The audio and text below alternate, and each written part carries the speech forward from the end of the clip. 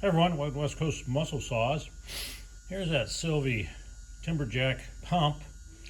Got it all repaired, put the high pressure seals in that pump like we talked about in the previous video. I've got the hose out on the cement floor here. I'm going to tell you again, you really shouldn't be working on these things. Super dangerous.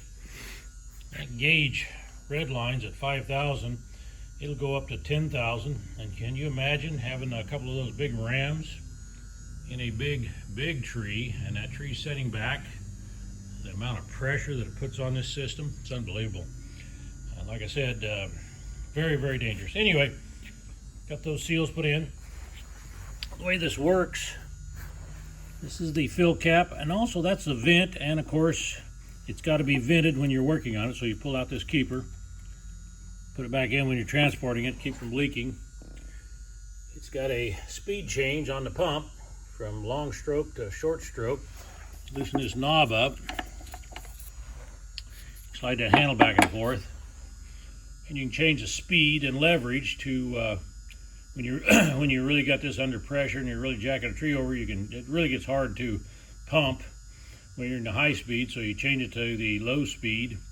Gives you a lot more leverage, and you can finish the job. Of course, you got to be watching the rams. You can't go past their line on the rams, or you'll ruin the rams. It's real tricky work using one of these. Anyway, crank it down. The valve right over here.